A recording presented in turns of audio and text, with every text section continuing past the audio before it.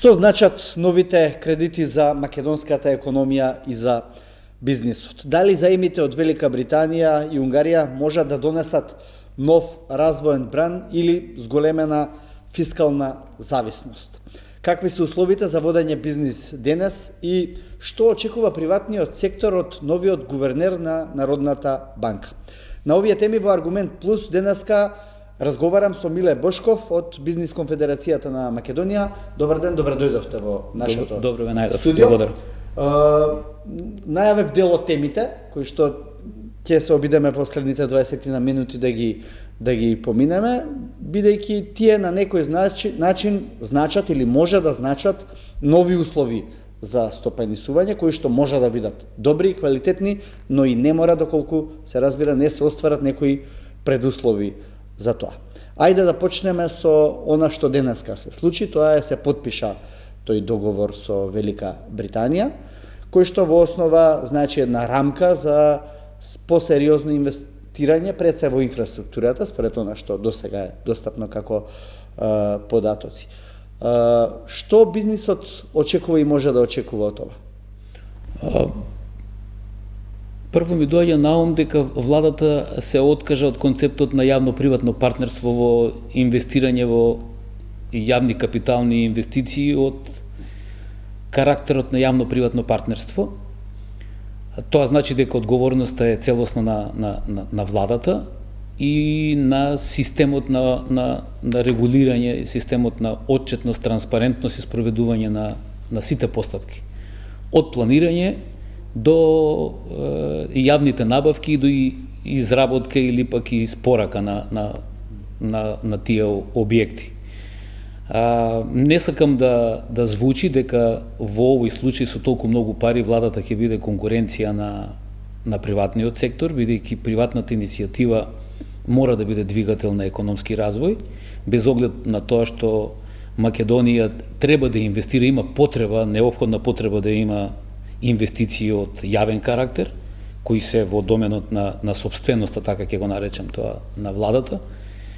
А во однос на очекувањата, многу прагматично ќе го кажам тоа, без оглед на тоа како и ние ги подготвуваме изговорите кога објаснуваме за нешто дека не е успеало, многу прагматично ќе кажам ефикасна национална и локална администрација за спроведување на иницијативите, особено во инвестициите, или од инфраструктура, или од други јавни добра, со тоа што ќе се бара или што ќе треба да се спроведува во одредени рокови со сериозен капацитет, транспарентност, отчетност и видливост како се трошат јавните пари. Тоа е убаво вака звучи, меѓутоа тоа подразбира многу посистематска работа пред се на администрацијата и тоа само по себе повлекува друго, реформи во администрацијата.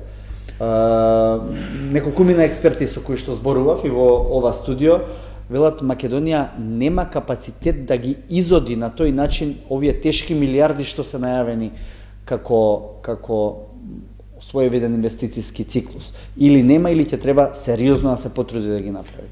Ве слушам и се ми минува низ глава, а тоа е дека доаѓам од една конференција која ја организиравме со Советот на Европа во насока на намалување на трудовата експлоатација. За овие јавни инвестиции не ни треба трудова експлоатација од типот на Бехтеленка, законот за работни односи 72 часа. Еве од најдолното ниво ќе почнам. Па потоа ни треба добро и јавно транспарентно обележување на сите насоки, сите траси кои постојат, за да немаме злоупотреба на позицијата на државен службеник и да отидеме во насока на зацртани мапи каде и да се наоѓаат за експроприација на приватно земјиште во насока на јавни цели.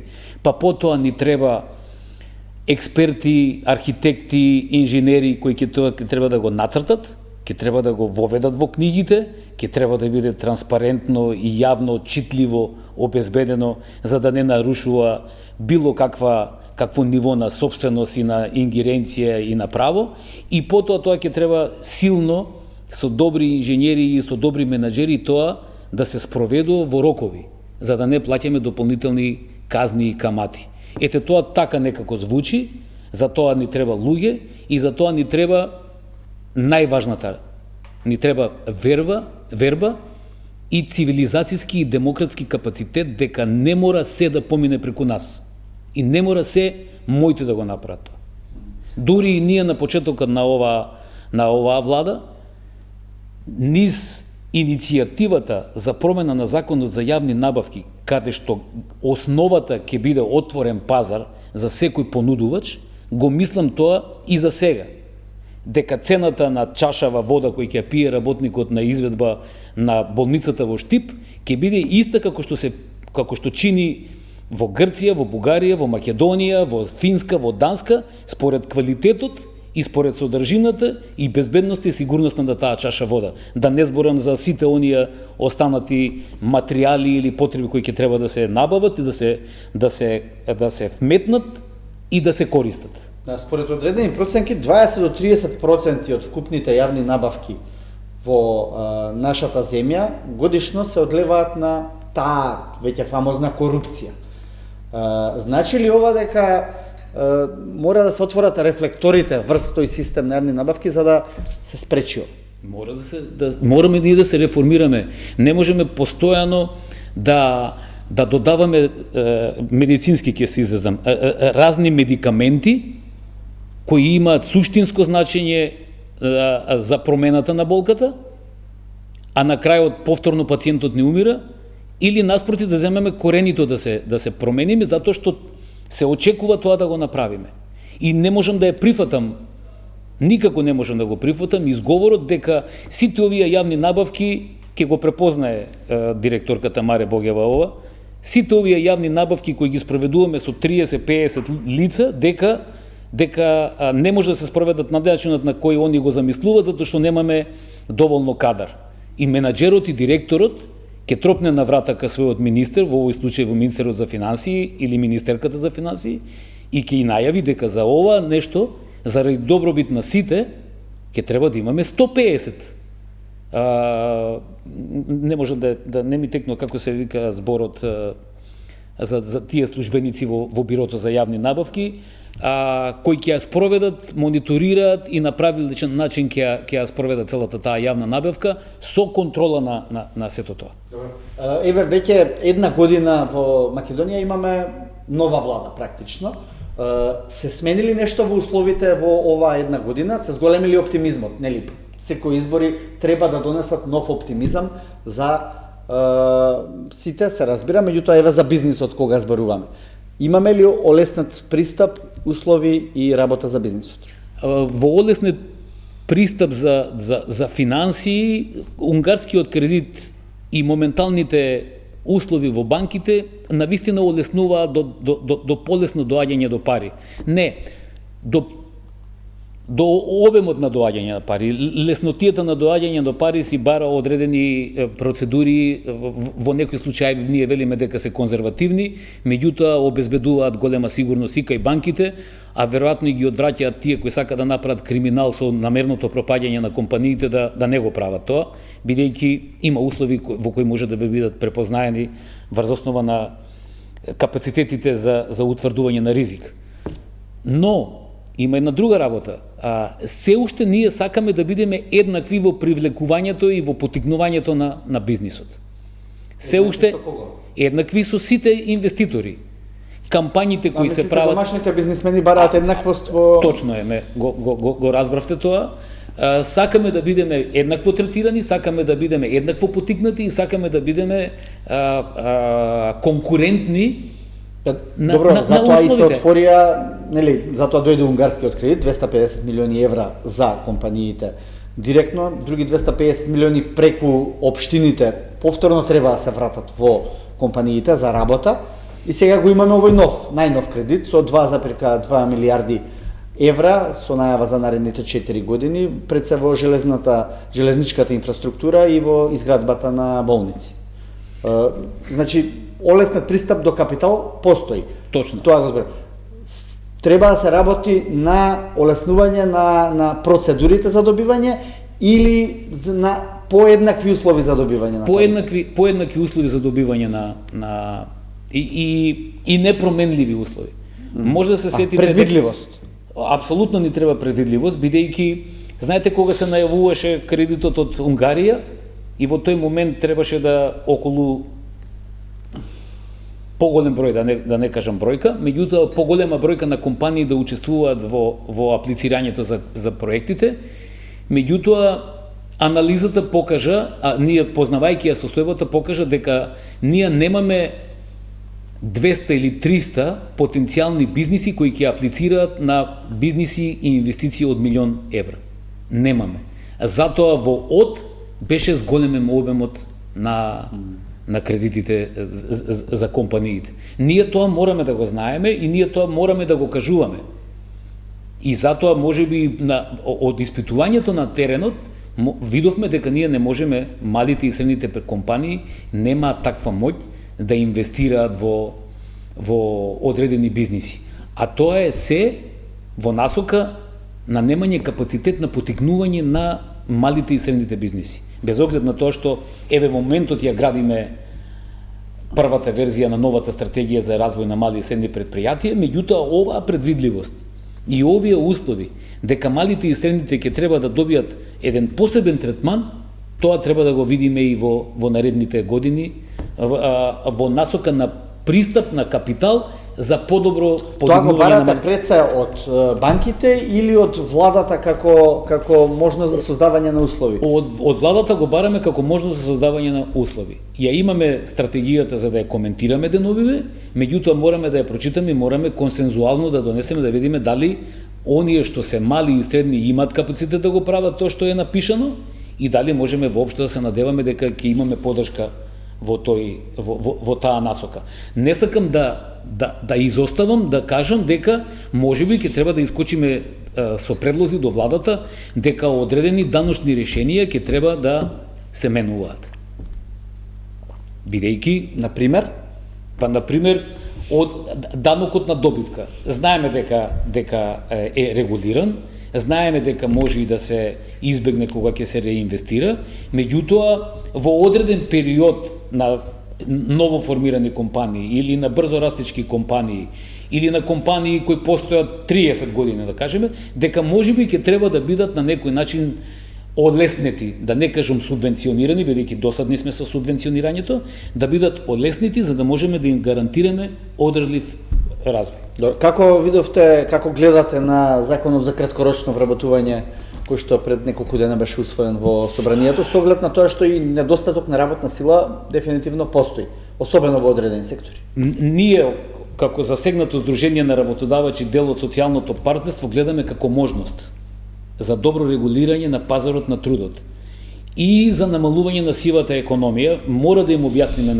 на вашите гледачи и на јавноста дека одредени бенефицирани дејности и занаети и занимања дека побрзо завршуваат со својот работен век и завршуваат во пензија, меѓутоа има една друга работа. Сите тие работници кои стекнале право и кои им е загарантирано право како човеково право и како стекнато право за целата социјална сигурност, дека можат и понатаму да бидат активни во пазарот на трудот.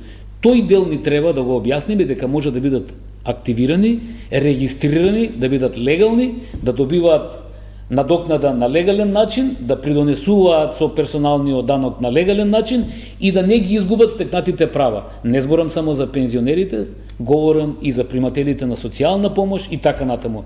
Тоа значи дека малце од малце, народски кажано, малце од малце државата ќе има шанса да контролира што се случува во секторот земјоделие, во секторот градежништво, во секторот туризам и така натаму, за да можеме да имаме контрола. Ние протежираме друга една работа, а тоа е дека работното место можам да го регулирам дигитално со телефонот, за да можам да се пријавам во агенција за вработување, информацијата да стигне до УЈП, од УЈП да стигне до работодавачот и до оној што треба да ги прими средствата на својата сметка. Исто како што протежираме, исто така да искористам приликата, дека марулата можам да ја платам од телефон на телефон, како што се случува во други земји кои се во развој, со тоа што не само се регулира пазарот, туку се регулираат и субвенциите. Не случајно ја спомнав марулата, може да постојат и други работи. Меѓутоа, ако тој ја земал марулата субвенционирана за неговото производство во Министерство за земјоделие, преку помошта за земјоделие, во тој момент државата ќе знае дека навистина тој произвел марула, дека навистина сум му ја платил и навистина дека дигитално му е издадена фискална сметка. Збориме за дигитализација, без оглед на тоа што може би забегав од темата, меѓутоа Добро, важно тоа е во склопот на овие, значи достапност на пари, подобри услови за аплицирање и дигитализација како три основни услови за да заживее малиот и среден бизнис пред така зборувам. Ама за да живее и контролата контролата на пазарната економија, што повлекува и одговорноста на тие што работат во слободна пазарна економија да се ги плаќаат давачките во општината, не случајно ќе спомнам општината, или во националната каса на агенцијата за управата за јавни приходи. Какви се условите под кои домашните компании можат да се заложуваат кај приватните банки во овој момент? Па ова со унгарскиот кредит навистина направи конкуренција и ги намали каматните стапки и јас протежирам доколку не се искористени сите пари, компаниите да аплицираат преку своите комерцијални банки да аплицираат за овие кредити, за овие инвестиции. Значи веќе има придвижување. Има придвижување, има апликации, меѓутоа тоа треба да биде потикнато, да се зборува. На нашето општество веројатно ужива таков ни е антрополошко-менталниот состав, да збориме за негативните работи. Ние мораме да збориме за позитивно дека толку и толку компании ја очекува Македонската банка за поддршка и развој да каже во овој период аплицира 170 компании од кои ќе добијат 200 милиона евра. И дека треба да го направат тоа и следните во 2025 година четвртиот квартал и првиот квартал од 2026 година. Зошто таква комуникација немаме? За да ги потикнеме тие, па да прашаат дали тоа навистина се случува, како се случува и да ги заживееме консултантите кои работат на пристап до финансии. Дали актуелната монетарна политика ги задоволува потребите на реалната економија?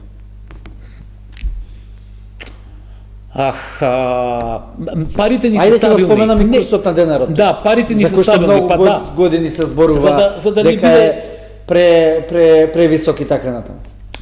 Не, многу е важно дека одредени проценти, ниски проценти на варирање на курсот не се толку клучни или не болат толку отколку стабилната предвидливост на денарот. Па ја, не знам, 15 години, 20 години, 6,75, 6,78 или 6,73, 6,78. Тоа е сериозна стабилност. И од тука